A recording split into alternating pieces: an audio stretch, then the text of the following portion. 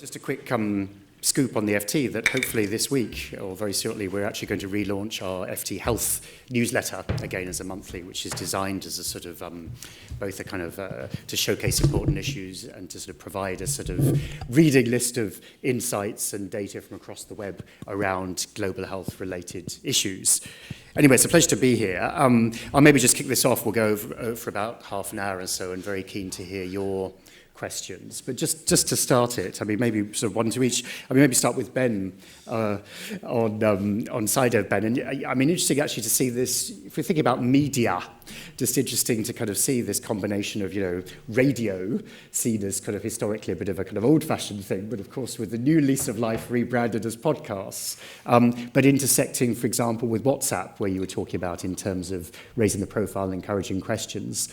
And I just wondered whether you had any reflections on the power, particularly in this context of Africa, of those different sort of media, their relative strengths and weaknesses, or how they can be reinvented and combined in new ways to get the maximum impact to audiences. Is this working? Yep. Yeah. So it's a really interesting question, actually, because I think the answer is not what you would expect it to be. Obviously, we see that, for example, 5G rollout is happening often in some African countries before it's happening here in the West. Smart speakers are becoming something which is being used around the world, as something which represents a challenge for an organisation like us. Thank you. Because we need to find a way to reach our audience, and often, as we're a small news organisation, it can be quite hard to exploit these technologies.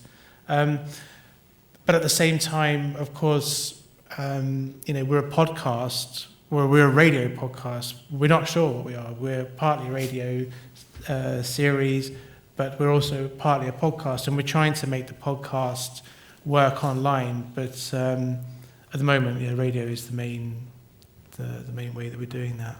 And anybody else got any thoughts on that and the power of different sorts of media and what the relative strengths and challenges are of using the different approaches to get the messages out? I mean, yeah. I saw a lot of obviously radio is everywhere and people listen. Everyone's on YouTube. And in a way, that's a massively powerful platform just for listening to things. It doesn't have to be video necessarily. But wherever I met, everyone was listening to something on their phones the whole time. So it's very, very, very powerful. TV is less, TV is expensive as a production. But I would say definitely radio is powerful, and especially on people's mobile phones, listening on YouTube. Because that's one of the problems, isn't it, Steve? I mean, obviously it would be great to sort of use whatever channel, be a bit agnostic to how to get it out. But of course, as you say, particularly with TV, there are huge different production values and resources and so on. I mean, I was going to ask you more generally also about the, how you, I mean, obviously it looks like some beautiful imagery and film and so on, but how is it to then plug those into the audiences that deserve to see them, to get into the mainstream with film, which obviously is quite, intensive on data, requires often sort of quite complex arrangements for rights negotiations and distributions and so on. What have your experiences been around that? Do you mean to reach out to the actual sort using film as a medium and how to plug it into, whether it's kind of mainstream, more classic television channels and other forms of distribution, or using perhaps some of the niche channels that have been developed by some of the NGOs and so on that you're working with? I mean, a lot of the work I do is on behalf of the NGOs or the donors, so it'll roll out through their platforms and be pushed out on Twitter or whichever, wherever the intended audience is. I mean, that's the main thing. And then I think we're looking at actually doing a press campaign, a short video using a poem talking about river blindness. Working with, in fact, I'm going to pick Cam's brains later because he had some good suggestions of poets. But really creating content that speaks their language, because it's one thing if you're speaking to an audience of donors or advocacy makers and they're looking for certain things, but when you're talking to the general public, they have to create the content to an extent so that it really resonates with them. And that's a new area for us as Westerners coming in, of saying, look, we're not just here to make tear-jerking films, we're here to make films that you will care about and you will listen. So that's why it's much more of a collaborative approach in terms of filmmaking. It's not me coming here with a fixed idea, it's going out there and asking them what's going to work and resonate, and then creating content that will have more buy-in. And presumably that has implications in terms of, for example, bite size. If, as you say, you're distributing through Twitter, for example, or you're appealing to a younger audience, very different from perhaps a classic, 30-minute or hour-long documentary, let's say. Yeah. It's got to, I mean, people will judge within the first 3 seconds, so you've got to keep the opening shots pretty engaging. I mean, it's hard with shorter content because there's one message really you can fit within that. You can't pack in loads of messaging, so you just have to think very clearly about that. Sure. Dave, did you want to come on? Yeah, I'd just like to make a couple of observations, Andrew. And first of all, may I, on behalf of those of you who don't know, that Andrew has been key in promoting NTDs over many years, and I don't know how long it is since we had a very pleasant lunch together while I was trying to persuade journalists of the importance of these conditions. Anyway, thanks again, Andrew, for your long-term commitment. I think one of the things that I was impressed about in the film is your engagement with the Minister of Health. I mean, we know in this community that unless the countries themselves commit to supporting seriously the opportunities that NTD control can allow a country in development terms, in terms of prosperity, in terms of social inclusion, avoidance of disability and so on, we'll never get there. And it's up to the countries to decide how they want to spend their money, of course. But as we've pointed out, the rate of growth in many of the endemic countries in Africa, Nigeria included, Nigeria, Ghana, Mozambique, Ethiopia, etc., has been exceptional in the last few years. If you look at the FT, where's the growth? And it's in Africa. It may be interrupted with coronavirus, of course, but we don't know about that. But the point that we made in the past is that we're talking with NTDs about what we call a chronic pandemic, and now we're facing coronavirus as a pandemic, but I'd like to wager a significant amount of money that more people died yesterday of an NTD than they did of coronavirus. That is absolute. More people died in road traffic accidents in Nigeria during the Ebola epidemic. And I'm somebody who believes that if you're dead, you're dead. It doesn't matter actually what kills you. The coronavirus issue will undoubtedly disrupt NTD programs, making the assumption that it's going to get to Africa if it's not already there. I suspect it is. But this is what we have to face. We're on a long curve. This is response to the coronavirus is an imminent and present threat which we have to deal with in one way or another. But these underlying conditions are going to be with us. And they're not just causes of morbidity, but they're also causes of mortality. But I think that, from my perspective, the engagement of those people with expertise in the media is critical. And certainly we take your advice in terms of the best mechanism for getting the message across. I mean, years ago in Burkina Faso, I was so impressed with the smartphone technology reach. I mean, we're in a part of southwestern Burkina where you could get networks, strong signals in Mali, Burkina, Cote d'Ivoire and Ghana. I mean, and these people had the technology, it was cheap. But one of the specific question is it smartphone technology which is out there? And bear in mind that the smartphone technology has been really critical in terms of mapping, and how can we, from a professional perspective, exploit this smartphone technology on the basis of your experience as media experts. Because we need this, for example, in the guinea worm program. What you didn't say about Nigeria, it is eliminated guinea worm transmission in 2013. And the other important thing about Nigeria is that getting engagement with a minister is critical. Whether that trickles down to state ministries is another matter. Did you come back? Question to me. I don't know. Do you want to come back? By all means. So what? How we can use mobile phone technology to More effectively. And More effectively. is it smartphone technology or is it just the old cell phone type technology? No, there's a lot of Samsungs flying around. I mean, it was interesting that we were looking at them putting together this brochure, combining lots of NTDs as a sort of form of communication, and I was there thinking, couldn't they, use phones to share assets with people locally? They're all on shared Facebook groups. They've all tried to add me as friends as well. So I think there's definite scope to use that as a sort of communication tool, even as a behaviour change tool for people, with bespoke content created for them. But it just takes someone to kind of make the initiative to start doing that. I like the idea of travelling cinemas as well. You could Ben, did you? Oh, yeah, sorry. Sam, go ahead.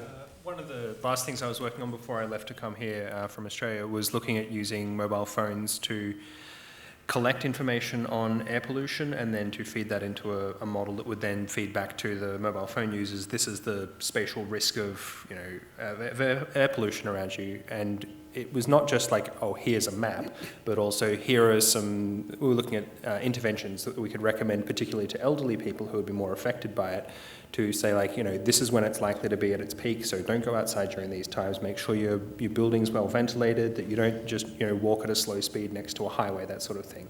So I think there's real scope for leveraging, like, there's an app for everything, sure. We all know that apps are great, but I think the aim is to get scientific expertise into these apps in a way that you are communicating with the people who are going to use them, so that you're actually building something that's useful and not just like, wow, look at how clever we are.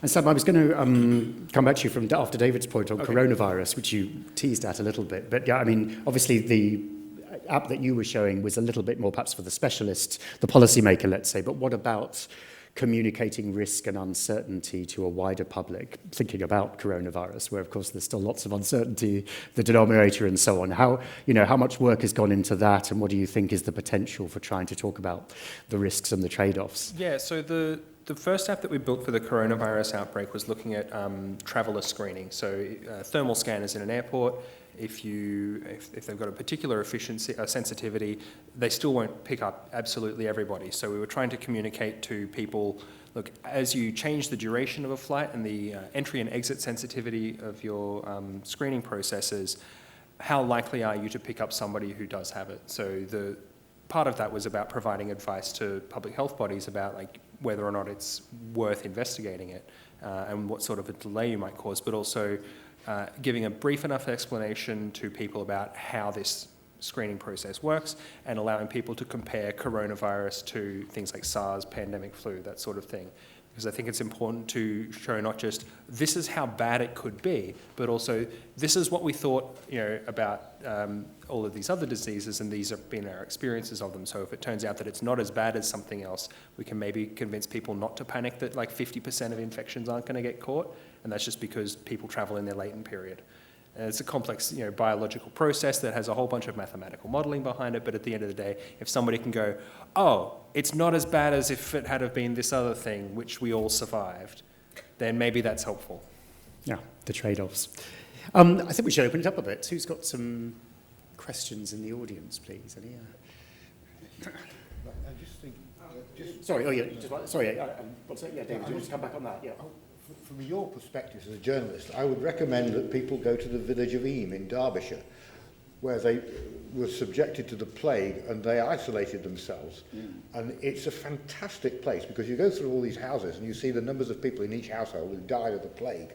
And the only way they looked at it from an altruistic point of view, they isolated themselves. This was 1660. Yeah, nothing's changed really. Nothing's changed. Effective infection control. Alan, sorry. Hi, yes, Alan Fennick. Cloud9. It's lovely to see that there are more and more films being made about the NTDs, but I think David would agree with me that there's been more coverage of 37 people with coronavirus in the last 4 days than we've had of NTDs in the last 15 years.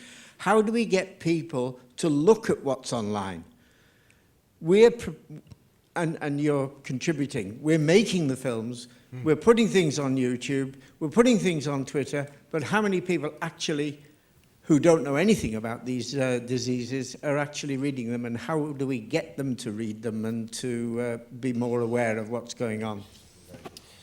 Who'd like to go, Ben? Do you want to? So, we put out, we use Facebook, and Facebook is huge among many of our regions. So, for example, in MENA, we have around 70% of our readers on Facebook.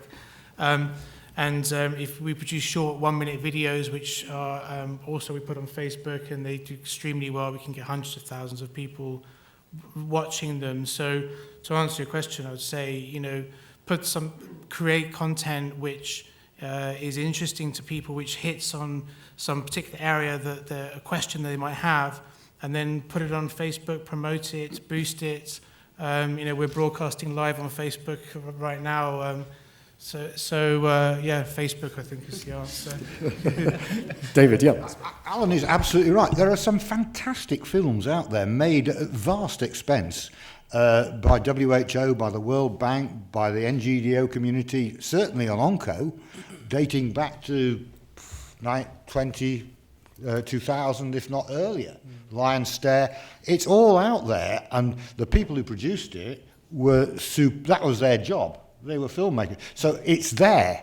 And I think we need to work with you to try and mine that archive and then work through your platforms to get it out there. There's no point in sending you off to Nigeria or goodness knows where to get material that's already there. There's no question about that, because it was paid for. I know GSK have got some fabulous LF material. Why aren't we using it? Yeah, we did rock. When was... 10 years ago, probably. Yeah. How many rock upper films did we do? We did 10 on survival, but prior to that, they had another health series, and they've had another one since. And they were professionally made because... Yeah. I mean, social is a very different beast to these films. People won't sit, and if they see a duration of over 5 minutes, they probably won't watch it. And the secret, I think, with at least with social and trying to build up viewers, is just regular output. Quality output with similar messaging, once a week if possible. It doesn't have to be long, but you have to be present. And over time, it's a slow game, but you will build up followers and people will be interested. I think also people don't want to be bombarded by really uncomfortable viewing. And in the upward flick world that we live in, if it's something that's going to make people feel awkward, they probably won't watch it. And for us, that's why we try and start with breaking stereotypes and finding the similarities of the individuals. We're looking at the people, not the diseases. We're meeting the scientists and what their passion is. And yes, what they do as a result, you kind of tuck that in. But I think in this day and age, the more shocking and sensationalist in a way. I mean, actually, unfortunately, people probably will click to look at, a hydrocele operation or something. But, it's just about, for me, it's about making stories that show this person in the film, it could be me, or that could be my daughter, even though they come from another side of the world. And I think our role is to break those perceptions in this country, and we've only made it worse by, last time I talked about the whole comic relief scenario and the sort of white saviour syndrome. And, in NTDs, the beauty of NTDs is that they're very complicated and interesting stories in many, many different ways. So we don't have to just go for the bottom dollar and just try and pull at the heartstrings necessarily. So I think it's about having a kind of human connection. If you do that consistently over time, people will start to trust your content and not feel like you're trying to sell and get their money, that you're just trying to engage them in something that might relate to them if they were born in another country. From my perspective, Alan, there's two things. One is, that connection to the individual. And of course, we had a coronavirus, as you say, the data is pretty modest compared to the burden of many other diseases, but of course they're remote, aren't they? And the power of corona is not only the mystery of the unknown, but the power of the spread and the risk of it coming to your neighbour, your workplace, your home, as it were, isn't it? And that's quite difficult, of course, as we know, with NTDs. But the second thing is to, distinguish quality from quantity, and it all depends a bit on who your audience is, doesn't it? And actually, yes, sort of mass viewership in Britain, let's say, is challenging, but that doesn't necessarily mean that the effort is wasted. You know, I mean, if for example, as Sam was describing, or some of the stuff that we've done often, you know, you get to a small audience, but the right audience, decision makers, funders, whatever it happens to be, then you can still have a very significant difference. And, you know, if 50 or 100 people watch some of David's online videos, but they are future decider clinicians, for example, that also could have a much greater impact than the raw numbers themselves might seem to suggest. Please, yeah.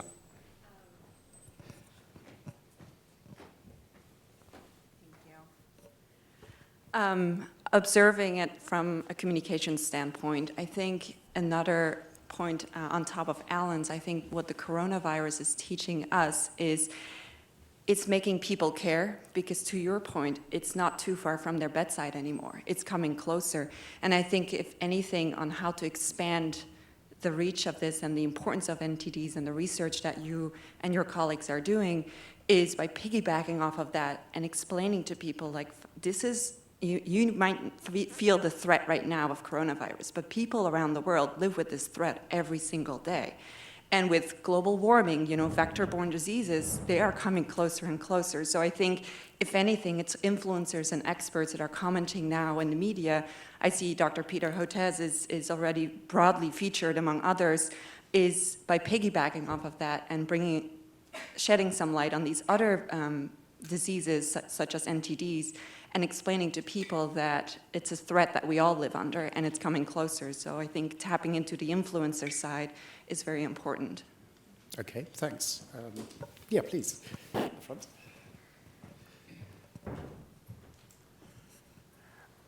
I think the media situation is changing dramatically right now, especially with streaming. And I know at WHO, for instance, we've recently been involved in a number of different productions that have been on Netflix, including Pandemic, that was the third highest trending, next to Love Story and The Irishman. The timing was pretty good, you have to admit. And also, there was a Nigerian film called 53 Days about the Ebola response. So one of the things that we're doing at WHO is working with major studios to try and bring these stories as untapped content, because there's such a demand right now for new original stories that appeal to our, primal emotions. These are they, right?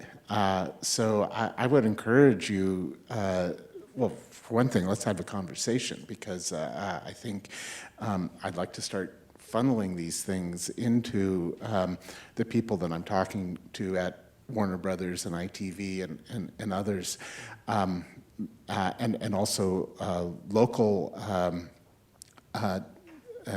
African television and film production companies as well. I think it's great that we're looking at smaller products for social media and the internet, but I also think that there is a growing demand for the mass market, and there's an opportunity now that we should take advantage of. Okay, thanks. Anybody else? Yeah, please, there, and then up there. My question again, following up from Alan for Ben and Steve, because we are doing quite a lot of work in India at the moment for snake bites. So we are also making lots of videos, promoting them through Facebook and other social media platforms. We can boost it to increase the number of views. But how can we actually measure whether this is making an actual impact to people? Yeah, so this is why we are struggling at the moment for snake bite. Some of the videos reached 2 million views. Well, are they going to really change their behavior for seeking treatment? Do they really learn how to differentiate between venomous snakes, non-venomous snakes? I'm just wondering whether you can touch on what sort of tools we can use here in order to measure the actual impact of our activities. That's the nirvana, and let me just take the one more, because I think we're going to move towards closure, and then I'd ask people to come back on that. I was actually just going to say there was an initiative set up called the Common Ground Initiative. The what one, sorry? Common Ground Initiative in 2016, which was the advertising agency holding companies, of which I am a member of the McCann Group. And all of those agencies basically support an SDG and work with any organisation that's looking forward to leverage their mechanisms to support that initiative. And what I mean by that is, so Malaria No More, if you saw the Kill Malaria campaign with David Beckham, the run of network, as we would say, the display mechanism for that was done via an advertising agency. And the commitment that that advertising agency made to that campaign was about $4 million worth of airtime. So they put $4 million worth of advertising spend for free into that campaign. Now, obviously, there's leverage of influencers, David Beckham, et cetera, but my point is there are advertising networks that exist that support the work that you do, but you have to reach out, you have to have a common connection with them, and you have to understand their language, and you have to see how they can work and leverage their powers for your initiative and your campaigns. Okay, it's called the Common Ground Initiative. Common ground, thanks very much, very tangible. So we've got to move to closure because we want a short break. I think that we can room for coffee. But any final reflections, particularly perhaps on the question of impact or anything else that we've missed? On the question of impact, I mean, it's kind of the million-dollar question, but what we do is we have, the people who produce the content are often the ones who hear about the impact and can feed it back to us. We monitor the media, so you can use agencies like Meltwater. We'll monitor for you coverage if there's an increase in coverage. And also on the ground interviews, and what we did with the podcast is we had people going around saying, have you heard this? What did you think about it? So and there's always analytics as well within a video, so you can see how far people watch within it. And a clear call to action at the end. Or involving them using the videos to launch them into a campaign that will then further keep them engaged, because video is a very good starting point, but you want to kind of keep them hooked in. So that's a way that you can at least keep your viewers on board and then maybe see what kind of an impact it has after. A sign up perhaps to an email or some other site for donation or something like that. Mm-hmm. Yeah. Anybody, any other final thoughts, particularly on impact? Or I think the thing not to do is to try and run a randomized control trial on this. I think we're well out of that world. I think we want as many people to see it as possible. I think it's probably more in the realm of market research than epidemiology that the answer to this impact question lies. David, final word? Just to say that if you want to follow up with HS Talks, there's a workshop this afternoon, and Martin from Sightsavers will give you information about this innovation fund from the Ascend programme. I just hope that if people can disseminate the information about HS Talks, people will have a long-term opportunity to actually learn about NTDs. And again, our colleague mentioned the cost of airtime. This really makes HS Talks a very significant donor to this space, because they've given a huge amount of time to editing and collating these lectures to provide a long-term resource. So there's a leaflet out there, and there's a workshop this afternoon. Thanks, Andrew, again. Thank you. And Cameron, presumably all of these resources will be on the website as well for the festival. So great again to hear some really inspiring speakers and innovations. I think we'll come back in, 15 minutes or so after coffee? 25 minutes, so about quarter past 11. Excellent. And do please thank our panel.